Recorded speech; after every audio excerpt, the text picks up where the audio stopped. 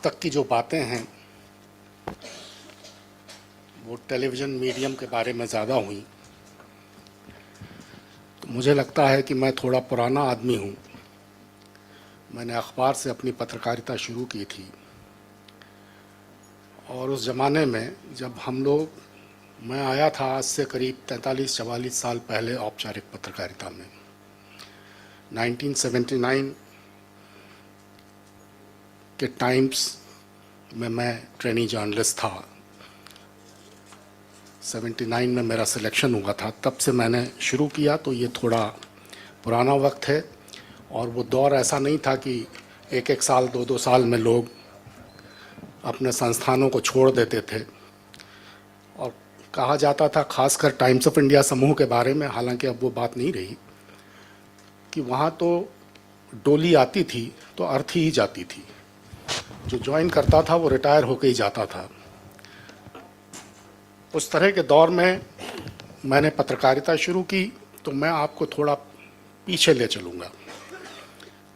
आज वेब 3.0 की बात हुई। मैं तो खुद भी सुनकर चकित था कि अगर 3 से 5 साल में दुनिया इतनी बदलने वाली है, तो फिर हम लोगों ने तो जब शुरू किया था और यहाँ तक पहुँचे, तो सचमुच बैलगाड़ी युग से एक तरह से चंद्रयान 3 तक पत्रकारिता में हम लोग आ गए। क्योंकि जब वो दौर था जब जो कंपोजिंग होती थी अखबार की, वो एक एक अक्षर की होती थी। आ की मात्रा लगानी है तो फिर पाई उसमें जोड़ेंगे, फिर प। उसके बाद में मोनो मशीन्स आई, उसके बाद में लाइनो मशीन्स आई, और मुझ जैसे लोग जाते थे नीचे अखबार का पेज बनवाने।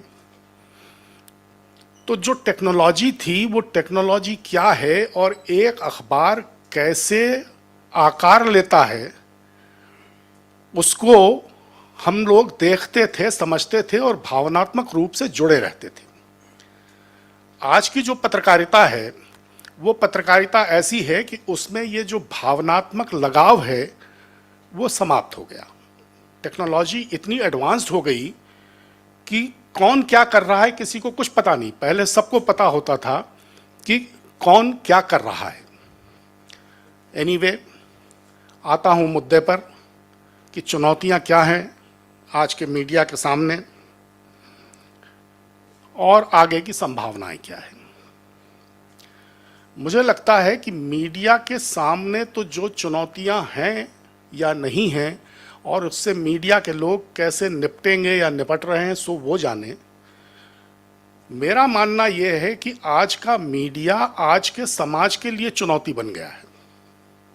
जो मीडिया का स्वरूप हो गया है और जो बदलता परिदृश्य है, उसमें मीडिया जिस तरह के नैरेटिव्स क्रिएट कर रहा है, जिस तरह की न्यूज़ क्रिएट कर रहा है, जिस तरह का माहौल क्रिएट कर रहा है, उसका जिस तरह से वो एक हिस्सा बन गया है, वो सबसे ज़्यादा चिंता का विषय है और सबसे ज़्यादा खतरे का विषय है। मैं ये नहीं कहना चाहता कि जो फेक न्यूज़ है या फेक नैरेटिव्स क्रिएट करना है, ये कोई ताज़ा समस्या है। 1439 में जब प्रिंटिंग प्रेस का आविष्कार हुआ और जब से मुद्रित पत्रकारिता शुरू हुई, तब से ये एक समस्या बनी हुई है। लेकिन पिछले एक दशक में इसका जितना कुरूप, जितना बदसूरत आयाम हमको देखने को मिला है, वो पिछले किसी और एक दशक में इस तरह से सामने नहीं आया था। पहले भी होता था। तमाम राजनीतिक दल, तमाम राजनीतिक नेता चुनाव के समय अपने अपने विमर्श, अपने अपने नैरेटिव्स क्रिएट करने की कोशिश करते थे। लेकिन मीडिया की साख इतनी खराब पहले कभी नहीं थी जितनी आजकल है। बहुत विनम्रता से और क्षमा मांगते हुए मैं ये बात कहना चाहता हूँ। आज भी समाज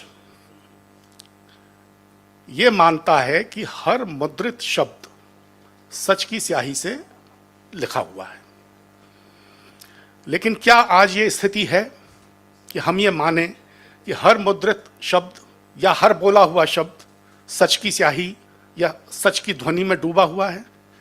मुझे लगता है कि ये जो सबसे बड़ा खतरा पैदा हुआ है मीडिया की साख पर, ये आज हमारे लिए सबसे बड़ी चिंता का विषय होना चाहिए। ऐसा नहीं है कि ऐसा पहले नहीं होता था। 1983 में मैं कुछ महीनों के लिए यूरोप में था, एक जर्नलिज्म की फेलोशिप पे। तो एक ईस्टर्न मैगजीन थी, उस ईस्टर्न मैगजीन ने छापा कि उसके संवाददाता के हाथ हिटलर की डायरी लग गई है, हस्तलिखित डायरी। और हिटलर की उस हस्तलिखित डायरी के अंश कई अंकों में ईस्टर्न मैगजीन ने छापे। ईस्टर्न मैगजीन की वाहवाही हो गई, उसकी प्रसार संख्या बहुत बढ़ गई। और 2-3 हफ्ते बाद ईस्टर्न मैगजीन ने छापा कि पता चला है कि ये डायरियां हिटलर की नहीं थी। अब फेक न्यूज़ का इससे बड़ा उदाहरण क्या हो सकता है? कोई और उदाहरण हो सकता है? लेकिन ईस्टर्न मैगजीन की जो प्रसार संख्या बढ़ी, वो उसके माफ़ी मांगने के बाद वापस पुराने उस पर नहीं आई। जितनी बढ़ गई थी करीब करीब उतनी ही रही। कहने का मतलब ये है कि कभी कभी झूठी लोकप्रियता पाने के लिए, अपनी लोकप्रियता बढ़ाने के लिए, सारी रोशनी का केंद्र बिंदु अपने को बनाने का जो स्वभाव है, वो पहले भी था, आज भी है। आज भी हम उसको देखते हैं। हंगरी में एक ट्रेंट का अखबार था। 1836 में उसमें एक खबर छपी। उसमें खबर छपी कि एक नवजात ईसाई बच्चे को एक यहूदी ने मार दिया। दंगे शुरू हो गए। लोग यहूदियों को पकड़ पकड़ के घर से निकालकर मारने लगे। पोप को उस वक्त खुद आकर कहना पड़ा कि ये खबर सच नहीं है, ये खबर झूठ है। लेकिन तब तक मामला हाथ से निकल चुका था और जो नतीजा उसका निकलना था वो नतीजा निकल चुका था। ये मैंने पुरानी बात, मतलब ये समाचार रोपण का एक ऐसा उदाहरण है जिससे आज भी आपको जो समाज में हो रहा है और जिस तरह खबरों के नाम पर, लोगों को उकसाने के नाम पर जो एक जिसको कहेंगे नंगई हो रही है, वो आपको समझ में आएगी कि ये तब से इस तरह की तब भी चलती थी, आज भी चलती हैं। उनके आयाम बदल गए हैं। जब हम लोग आए थे पत्रकारिता में, तो जो डिसइंफॉर्मेशन है, जो हॉक्सेस हैं, जो झक्कूबाजी है, उसका ऐसा दौर नहीं था जो आज है। तब हम लोगों का काम होता था खामियों को अनकवर करने का। लेकिन आज के मीडिया ने उन गिरोहों से हाथ मिला लिया जो खामियों को कवर अप करना चाहते हैं। समाज में जितनी खामियां हैं, जितनी गड़बड़ियां हैं, शासन में, प्रशासन में जितना वो है, उसको दबाने वाली शक्तियों से जब हाथ मिला लिया आज के मीडिया ने, वो सबसे बड़ी चिंता का विषय मेरे हिसाब से है। उसमें टेलीविज़न भी शामिल है, उसमें अखबार भी शामिल है, उसमें सोशल मीडिया भी शामिल है। क्योंकि ये जो दौर है ये पोस्ट ट्रुथ पॉलिटिक्स का है। तो पोस्ट ट्रुथ पॉलिटिक्स में जो फेक न्यूज़ है उसकी ज़रूरत भी बढ़ जाती है और उसका इस्तेमाल भी बढ़ जाता है। तो वो इस दौर में हो रहा है। आज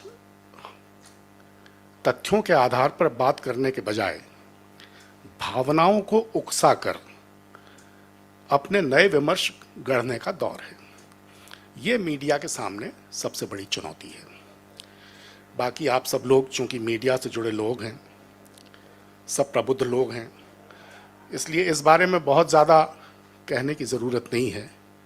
इतना ही मैं कहना चाहता हूँ कि आपने अच्छा किया कि ये आयोजन किया। इस तरह के आयोजन होते रहने चाहिए। इससे क्या है कि कम से कम इन मुद्दों पर बातचीत तो होती है। एक छोटा सा किस्सा है एक किसान का। किसान के बेटे और किसान रोज़ाना शाम को बैठकर खाना खाने साथ बैठते थे रसोई में, चौके में, और किसान की पत्नी भोजन बनाती थी, माँ देती जाती थी, खाते थे, और किसान रोज़ एक किस्सा अपने बच्चों से सुनाता था। कहता था इस बार पैंठ में जाऊंगा। पैंठ मतलब जो पशुओं का मेला होता है, जहाँ से गाय, भैंस, घोड़े ये सब खरीद के लाए जाते हैं। इस बार मेले में जाऊंगा तो एक भैंस खरीद के लाऊंगा, और भैंस जो है वो सुबह 15 किलो दूध तो देगी सुबह, और 15 किलो देगी शाम को। तो खूब छक के दूध पिया करना, मक्खन निकलेगा, घी बनेगा, ये होगा वो होगा। 6 महीने में एक बार, आपको जो लोग गांवों से जुड़े लोग हैं जानते होंगे कि आसपास के इलाकों में साल में 2 बार पशुओं के मेले लगते हैं। तो किसान वहाँ जाता था पशु मेले में। जो भैंस उसको पसंद आती थी, उतने पैसे नहीं होते थे, और जितने पैसे होते थे उसमें जो भैंस मिलती थी उसका कोई मतलब नहीं होता था। तो वो वापस आ जाता था चुपचाप। फिर अगले दिन से किस्सा सुनाता था, इस बार तो नहीं ला पाया, अगली बार फिर जाऊंगा, अगली बार फिर जाऊंगा। 3 बार, 4 बार, 5 बार वो बेचारा हर बार मेले में जाए, लेकिन भैंस नहीं ला पाता था।